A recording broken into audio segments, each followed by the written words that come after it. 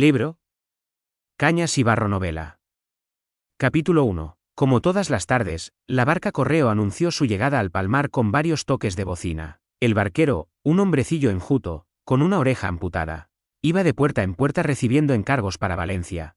Y al llegar a Conacento los espacios abiertos en la única calle del pueblo, soplaba de nuevo en la bocina para avisar su presencia a Conacento las barracas desparramadas en el borde del canal. Una nube de chicuelos casi desnudos seguía al barquero con cierta admiración.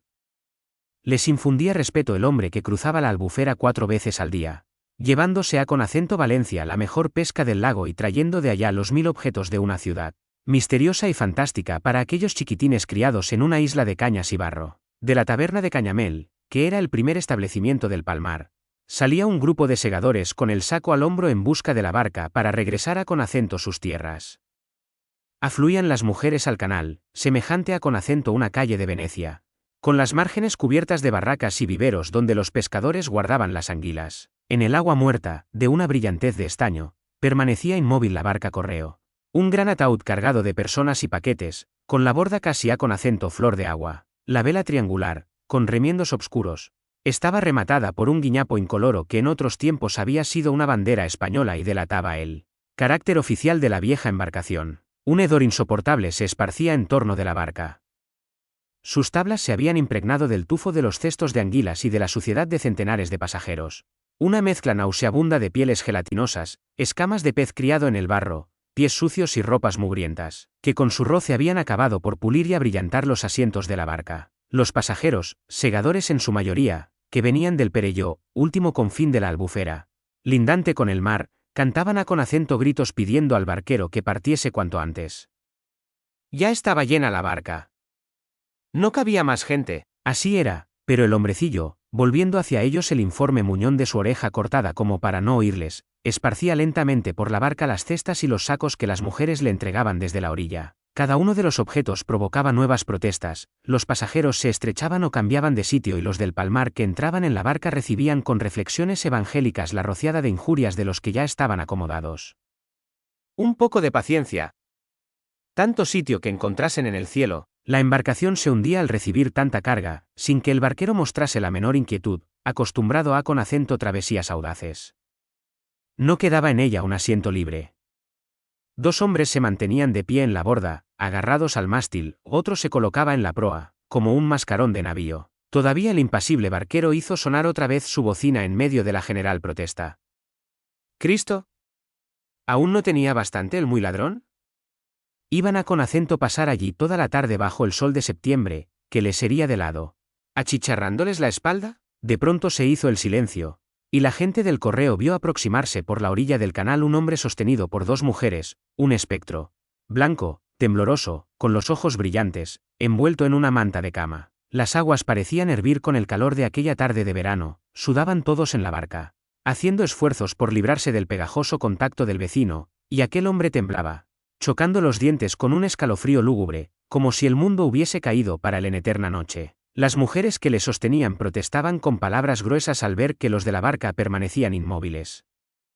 Debían dejarle un puesto, era un enfermo, un trabajador. Segando el arroz había atrapado las fiebres, las malditas tercianas de la Albufera, y marchaba a Conacento Ruzafa a Conacento curarse en casa de unos parientes. ¿No eran acaso cristianos? Por caridad. Un puesto. Y el tembloroso fantasma de la fiebre repetía como un eco, con los sollozos del escalofrío. Per caritat.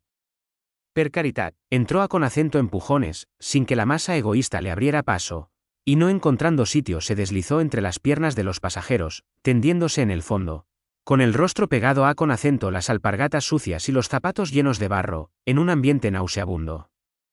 La gente parecía acostumbrada a Conacento estas escenas. Aquella embarcación servía para todo. Era el vehículo de la comida, del hospital y del cementerio. Todos los días embarcaba enfermos, trasladándoles al arrabal de Ruzafa, donde los vecinos del palmar, faltos de medicamentos, tenían realquilados algunos cuartuchos para curarse las tercianas. Cuando moría un pobre sin barca propia, el ataúd se metía bajo un asiento del Correo y la embarcación emprendía la marcha con el mismo pasaje indiferente, que reía y conversaba, golpeando con los pies la fúnebre caja. Al ocultarse el enfermo volvió a Conacento surgir la protesta. ¿Qué esperaba el desorejado? ¿Faltaba aún alguien? Y casi todos los pasajeros acogieron con risotadas a con acento una pareja que salió por la puerta de la taberna de Cañamel, inmediata al canal. El tío Paco, gritaron muchos. El tío Paco Cañamel, el dueño de la taberna, un hombre enorme, hinchado, de vientre hidrópico, andaba a con acento pequeños saltos, quejándose a con acento cada paso con suspiros de niño, apoyándose en su mujer, Neleta, pequeña, con el rojo cabello alborotado y ojos verdes y vivos que parecían acariciar con la suavidad del terciopelo. Famoso Cañamel, siempre enfermo y lamentándose, mientras su mujer, cada vez más guapa y amable, reinaba desde su mostrador P9, todo el Palmar y la Albufera. Lo que él tenía era la enfermedad del rico, sobra de dinero y exceso de buena vida. No había más que verle la panza, la faz rubicunda, los carrillos que casi ocultaban su naricilla redonda y sus ojos ahogados por el oleaje de la grasa. Todos que se quejasen de su mal. Si tuviera que ganarse la vida con agua a con acento la cintura, segando arroz, no se acordaría de estar enfermo, y Cañamel avanzaba una pierna dentro de la barca, penosamente, con débiles quejidos, sin soltar a con acento Neleta, mientras refunfuñaba contra las gentes que se burlaban de su salud. Él sabía cómo estaba. ¡Ay, señor! Y se acomodó en un puesto que le dejaron libre con esa obsequiosa solicitud que las gentes del campo tienen para el rico, mientras su mujer hacía frente sin arredrarse a con acento las bromas de los que la cumplimentaban, viéndola tan guapa y animosa. Ayudó a con acento su marido a con acento a abrir un gran quitasol. Puso a con acento su lado una espuerta con provisiones para un viaje que no duraría 3 horas. Y acabó por recomendar al barquero el mayor cuidado con su Paco. Iba a con acento pasar una temporada en su casita de Ruzafa. Allí le visitarían buenos médicos, el pobre estaba mal. Lo decía sonriendo, con expresión cándida, acariciando al blanducho hombretón, que temblaba con las primeras oscilaciones de la barca como si fuese de gelatina. No prestaba atención a con acento los guiños maliciosos de la gente, a con acento las miradas irónicas y burlonas que después de resbalar sobre ella se fijaban en el tabernero, doblado en su asiento bajo el quitasol y respirando con un gruñido doloroso. El barquero apoyó su larga percha en el ribazo. Y la embarcación comenzó a con acento deslizarse en el canal seguida por las voces de Neleta, que siempre con sonrisa enigmática recomendaba a con acento todos los amigos que cuidasen de su esposo. Las gallinas corrían por entre las brozas del ribazo siguiendo la barca. Las bandas de ánades agitaban sus alas en torno de la proa que enturbiaba el espejo del canal, donde se reflejaban invertidas las barracas del pueblo, las negras barcas amarradas a con acento los viveros con techos de paja a con acento ras del agua, adornados en los extremos con cruces de madera, como si quisieran colocar las anguilas de su seno bajo la divina protección. Al salir del canal, la barca correo comenzó a con acento deslizarse por entre los arrozales, inmensos campos de barro líquido cubiertos de espigas de un color bronceado.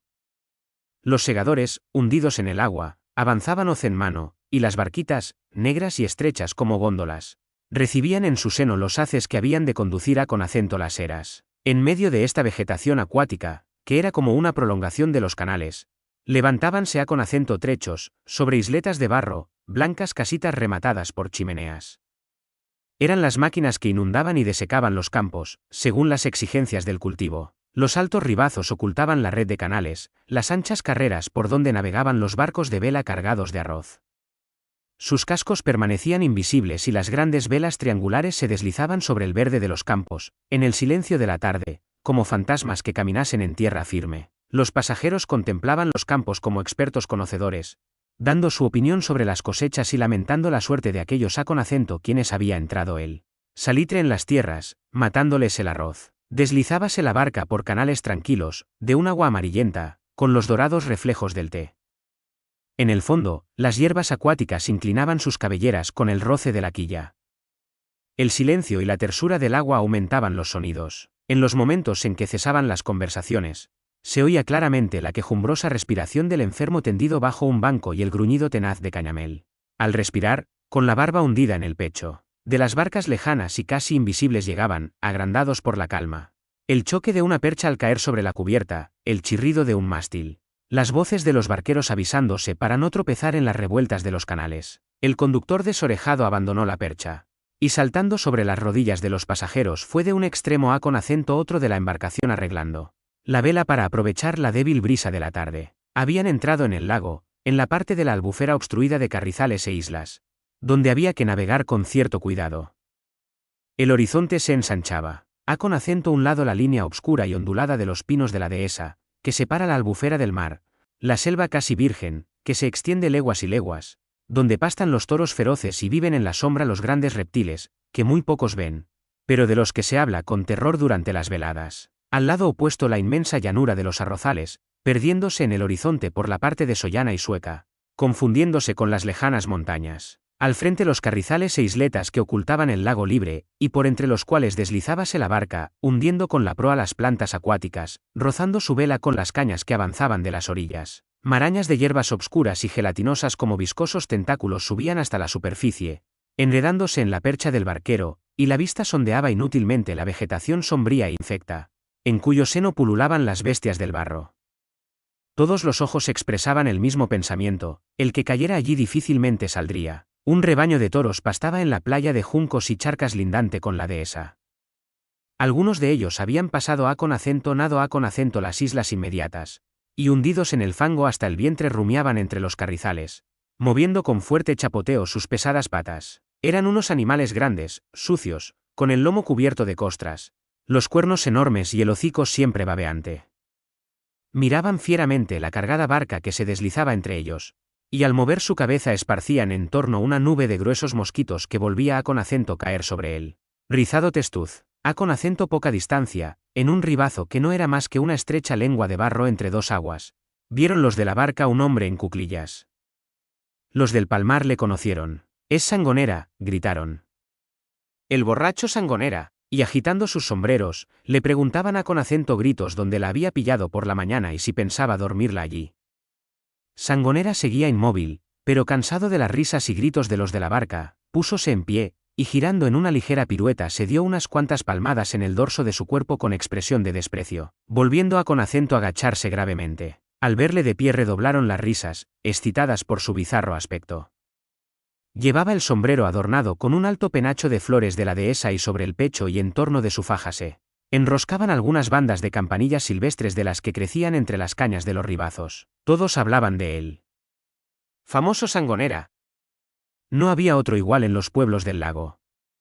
Tenía el firme propósito de no trabajar, como los demás hombres, diciendo que el trabajo era un insulto a con acento Dios, y se pasaba el día buscando quien le convidase a con acento beber. Se emborrachaba en el Perelló para dormir en el palmar, bebía en el palmar para despertar al día siguiente en el Saler, y si había fiesta en los pueblos de tierra firme, se le veía en silla o en Catarroja buscando, entre la gente que cultivaba campos en la Albufera, una buena alma que le invitase. Era milagroso que no apareciera su cadáver en el fondo de un canal después de tantos viajes a con acento pie.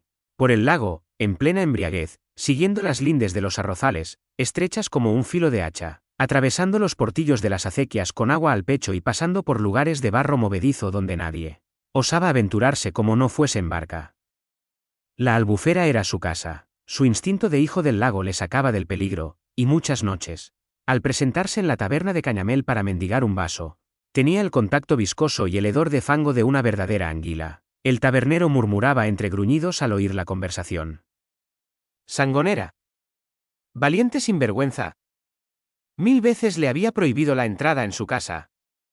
Y la gente reía recordando los extraños adornos del vagabundo, su manía de cubrirse de flores y ceñirse coronas como un salvaje apenas comenzaba en su hambriento estómago la fermentación del vino. La barca penetraba en el lago. Por entre dos masas de carrizales, semejantes a con acento las escolleras de un puerto, se veía una gran extensión de agua tersa, reluciente, de un azul blanquecino. Era el Duén, la verdadera Albufera, el lago libre, con sus bosquecillos de cañas esparcidos a con acento grandes distancias, donde se refugiaban las aves del lago, tan perseguidas por los cazadores de la ciudad. La barca costeaba el lado de la dehesa, donde ciertos barrizales cubiertos de agua se iban convirtiendo lentamente en campos de arroz. En una pequeña laguna cerrada por ribazos de fango, un hombre de musculatura recia arrojaba capazos de tierra desde su barca. Los pasajeros le admiraban. Era el tío Tono, hijo del tío Paloma, y padre a con acento su vez de Tonet el cubano. Y al nombrar a con acento este último, muchos miraron maliciosamente a con acento Cañamel, que seguía gruñendo como si no oyese nada. No había en toda la Albufera hombre más trabajador que el tío Tono. Se había metido entre ceja y ceja ser propietario, tener sus campos de arroz, no vivir de la pesca como el tío Paloma, que era el barquero más viejo de la Albufera, y solo, pues su familia únicamente le ayudaba a con acento temporadas. Cansándose ante la grandeza del trabajo, iba rellenando de tierra, traída de muy lejos. La charca profunda cedida por una señora rica que no sabía qué hacer de ella. Era empresa de años, tal vez de toda la vida, para un hombre solo.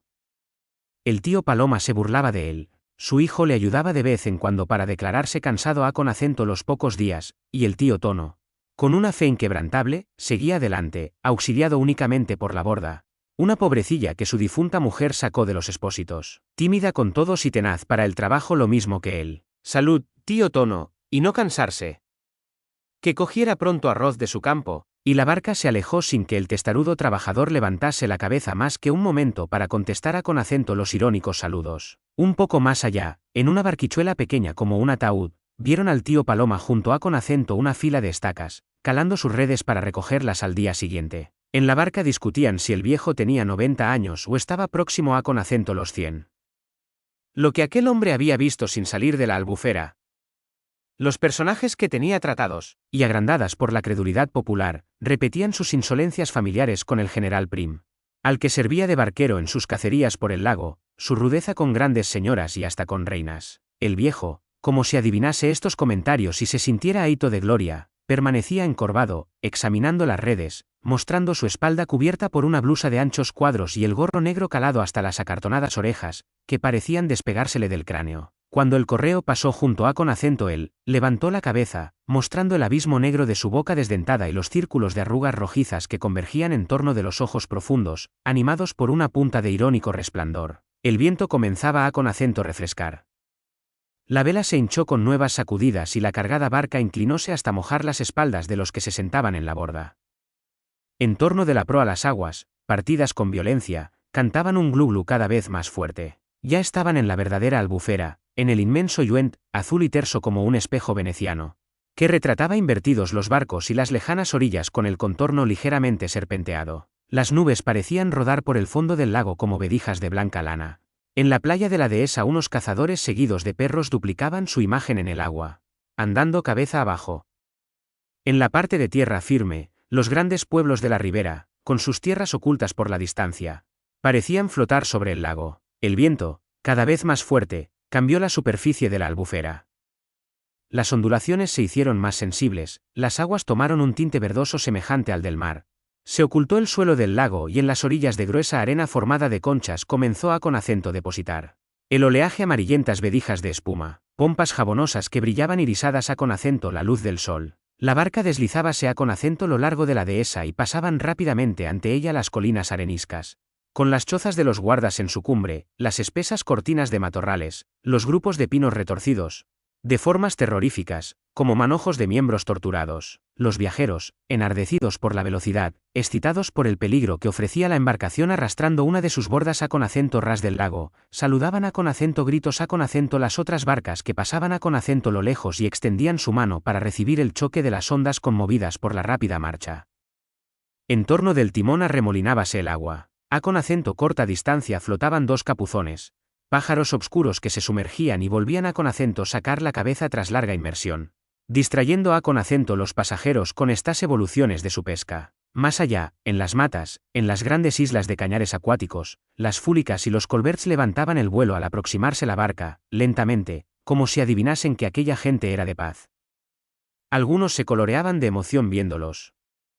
¡Qué magnífico escopetazo! ¿Por qué habían de prohibir los hombres que cada cual cazase sin permiso, como mejor le pareciera?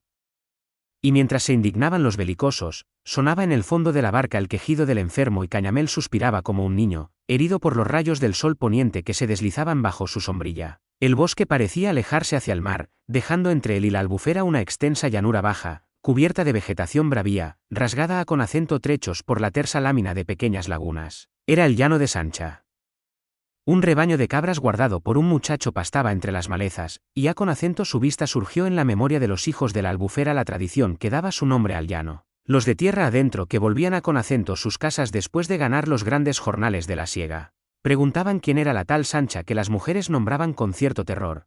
Y los del lago contaban al forastero más próximo la sencilla leyenda que todos aprendían desde pequeños. Un pastorcillo como el que ahora caminaba por la orilla apacentaba en otros tiempos sus cabras en el mismo llano. Pero esto era muchos años antes, muchos. Tantos, que ninguno de los viejos que aún vivían en la albufera conoció al pastor, ni el mismo tío Paloma. El muchacho vivía como un salvaje en la soledad, y los barqueros que pescaban en el lago le oían gritar desde muy lejos en las mañanas de calma. ¡Sancha! ¡Sancha! Sancha era una serpiente pequeña, la única amiga que le acompañaba. El mal bicho acudía con acento los gritos, y el pastor, ordeñando sus mejores cabras, la ofrecía un cuenco de leche. Después, en las horas de sol, el muchacho se fabricaba un caramillo cortando cañas en los carrizales y soplaba dulcemente, teniendo con acento sus pies al reptil, que enderezaba parte de su cuerpo y lo contraía como si quisiera danzar al compás de los suaves silbidos. Otras veces el pastor se entretenía deshaciendo los anillos de Sancha, extendiéndola en línea recta sobre la arena, regocijándose al ver con qué nervioso impulso volvía con acento enroscarse. Cuando, cansado de estos juegos, llevaba su rebaño al otro extremo de la gran llanura, seguíale la serpiente como un gozquecillo, o enroscándose con acento sus piernas le llegaba hasta el cuello, permaneciendo allí caída y como muerta, con sus ojos de diamante fijos en los del pastor, erizándole el vello de la cara con el silbido de su boca triangular. Las gentes de la albufera le tenían por brujo, y más de una mujer de las que robaban leña en la dehesa. Al verle llegar con la Sancha en el cuello hacía la señal de la cruz como si se presentase el demonio. Así comprendían todos cómo el pastor podía dormir en la selva sin miedo con acento los grandes reptiles que pululaban en la maleza. Sancha, que debía ser el diablo, le guardaba de todo peligro. La serpiente crecía y el pastor era ya un hombre, cuando los habitantes de la albufera no le vieron más. Se supo que era soldado y andaba peleando en las guerras de Italia. Ningún otro rebaño volvió con acento pastar en la salvaje llanura. Los pescadores, al bajar con acento tierra, no gustaban de aventurarse entre los altos juncales que cubrían las pestíferas lagunas.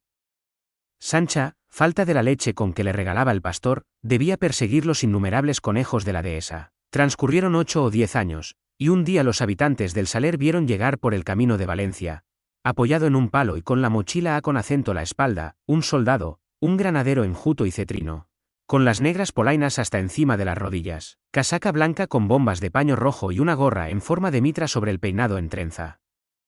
Sus grandes bigotes no le impidieron ser reconocido. Era el pastor, que volvía deseoso de ver la tierra de su infancia. Emprendió el camino de la selva costeando el lago, y llegó con acento la llanura pantanosa donde en otros tiempos guardaba sus reses. Nadie, las libélulas movían sus alas sobre los altos juncos con suave zumbido, y en las charcas ocultas bajo los matorrales chapoteaban los sapos, asustados por la proximidad del granadero. ¡Sancha! ¡Sancha!, llamó suavemente el antiguo pastor. Silencio absoluto. Hasta él llegaba la soñolienta canción de un barquero invisible que pescaba en el centro del lago. ¡Sancha! Sancha, volvió con acento gritar con toda la fuerza de sus pulmones, y cuando hubo repetido su llamamiento muchas veces, vio que las altas hierbas se agitaban y oyó un estrépito de cañas tronchadas, como si se arrastrase un cuerpo pesado. Entre los juncos brillaron dos ojos con acento a la altura de los suyos y avanzó una cabeza achatada, moviendo la lengua de horquilla, con un bufido tétrico que pareció helarle la sangre, paralizar su vida. Era Sancha, pero enorme, soberbia, levantándose con acento a la altura de un hombre, arrastrando su cola entre la maleza hasta perderse de vista, con la piel multicolor y el cuerpo grueso como el tronco de un pino. ¡Sancha!, gritó el soldado retrocediendo con acento impulsos del miedo. ¿Cómo has crecido? ¡Qué grande eres! E intentó huir. Pero la antigua amiga, pasado el primer asombro, pareció reconocerle y se enroscó en torno de sus hombros, estrechándolo con un anillo de su piel rugosa sacudida por nerviosos estremecimientos. El soldado forcejeó. «Suelta, Sancha, suelta. No me abraces. Eres demasiado grande para estos juegos». Otro anillo oprimió sus brazos, agarrotándolos. La boca del reptil le acariciaba como en otros tiempos, su aliento le agitaba el bigote, causándole un escalofrío angustioso, y mientras tanto los anillos se contraían, se estrechaban, hasta que el soldado, asfixiado, crujiéndole los huesos, cayó al suelo envuelto en el rollo de pintados anillos. Con acento los pocos días unos pescadores encontraron su cadáver, una masa informe, con los huesos quebrantados y la carne amoratada por el irresistible apretón de Sancha. Así murió el pastor, víctima de un abrazo de su antigua amiga. En la barca correo reían los forasteros oyendo el cuento, mientras las mujeres agitaban sus pies con cierta inquietud, creyendo que lo que rebullía cerca de sus faldas con sordos gemidos era la Sancha, refugiada en el fondo de la embarcación. Terminaba el lago. Otra vez la barca penetraba en una red de canales, y lejos, muy lejos, sobre el inmenso arrozal, Se destacaban las casas del Saler, el pueblecito de la Albufera más cercano a Conacento, Valencia.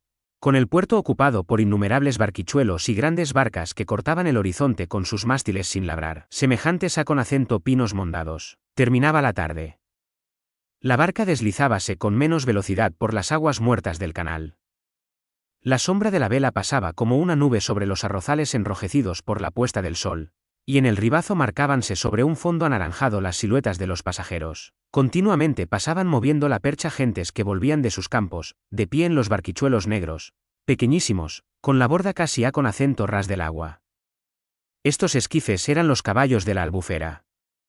Desde la niñez, todos los nacidos en aquella tribu lacustre aprendían a Conacento manejarlos. Eran indispensables para trabajar en el campo, para ir a Conacento la casa del vecino, para ganarse la vida.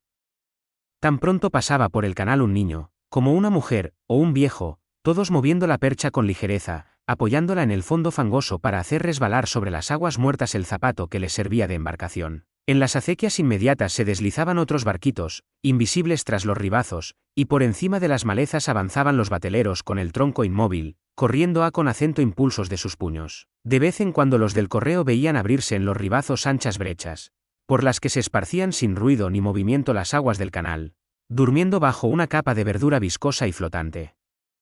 Suspendidas de estacas cerraban estas entradas las redes para las anguilas. Al aproximarse la barca, saltaban de las tierras de arroz ratas enormes, desapareciendo en el barro de las acequias. Los que antes se habían enardecido con venatorio entusiasmo ante los pájaros del lago, sentían renacer su furia viendo las ratas de los canales. ¡Qué buen escopetazo! ¡Magnífica cena para la noche! La gente de tierra adentro escupía con expresión de asco, entre las risas y protestas de los de la Albufera. ¡Un bocado delicioso! ¿Cómo podían hablar si nunca lo habían probado? Las ratas de la marjal solo comían arroz, eran plato de príncipe. No había más que verlas en el mercado de Sueca, desolladas, pendientes a Conacento docenas de sus largos rabos en las mesas de los carniceros. Las compraban los ricos, la aristocracia de las poblaciones de la ribera no comía otra cosa, y Cañamel, como si por su calidad de rico creyese indispensable decir algo, cesaba de gemir para asegurar gravemente que solo conocía en el mundo dos animales sin hiel, la paloma y la rata. Con esto quedaba dicho todo. La conversación se animó. Las demostraciones de repugnancia de los forasteros servían para enardecer a Conacento los de la Albufera. El envilecimiento físico de la gente lacustre, la miseria de un pueblo privado de carne, que no conoce más reses que las que ve correr de lejos en la dehesa y vive condenado toda su vida a Conacento nutrirse con anguilas y peces de barro, se revelaba en forma bravucona, con el visible deseo de asombrar a Conacento los forasteros ensalzando la valentía de sus estómagos. Las mujeres enumeraban las excelencias de la rata en el arroz de la paella, muchos la habían comido sin saberlo, asombrándose con el sabor de una carne desconocida. Otros recordaban los guisados de serpiente, ensalzando sus rodajas blancas y dulces, superiores a Conacento las de la anguila. Y el barquero desorejado rompió el mutismo de todo el viaje para recordar cierta gata recién parida que había cenado él con otros amigos en la taberna de Cañamel, arreglada por un marinero que después de correr mucho mundo tenía manos de oro para estos guisos. Comenzaba a Conacento anochecer. Los campos se ennegrecían. El canal tomaba una blancura de estaño a Conacento la tenue luz del crepúsculo. En el fondo del agua brillaban las primeras estrellas, temblando con el paso de la barca. Estaban próximos al Saler. Sobre los tejados de las barracas erguíase entre dos pilastras el esquilón de la casa de la Demaná, donde se reunían cazadores y barqueros la víspera de las tiradas para escoger los puestos. Junto a Conacento la casa se veía una enorme diligencia, que había de conducir a Conacento la ciudad, a Conacento los pasajeros del correo. Cesaba la brisa, la vela caía desmayada a Conacento lo largo del mástil, y el desorejado empuñaba la percha, apoyándose en los ribazos para empujar la embarcación. Pasó con dirección al lago una barca pequeña cargada de tierra. Una muchacha perchaba briosamente en la proa, y en el otro extremo la ayudaba un joven con un gran sombrero de jipijapa. Todos los conocieron.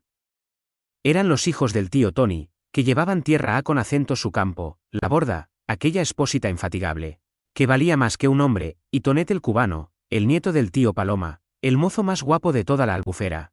Un hombre que había visto mundo y tenía algo que contar. Adiós, Bigot, le gritaron familiarmente. Le daban tal apodo a Conacento causa del bigote que sombreaba su rostro moreno, adorno desusado en la Albufera, donde todos llevan rasurado el rostro. Otros le preguntaban con irónico asombro desde cuándo trabajaba. Se alejó el barquito, sin que Tonet, que había lanzado una rápida ojeada a con acento los pasajeros. Pareciese oír las bromas. Muchos miraron con cierta insolencia a con acento Cañamel, permitiéndose las mismas bromas brutales que se usaban en su taberna. ¡Ojo, tío Paco! Él iba a con acento Valencia, mientras Tonet pasaría la noche en el Palmar. El tabernero fingió al principio no oírles, hasta que, cansado de sufrir, se enderezó con nervioso impulso, pasando por sus ojos una chispa de ira. Pero la masa grasienta del cuerpo pareció gravitar sobre su voluntad, y se encogió en el banco, como aplastado por el esfuerzo, gimiendo otra vez dolorosamente y murmurando entre quejidos: «Indecence, indecence».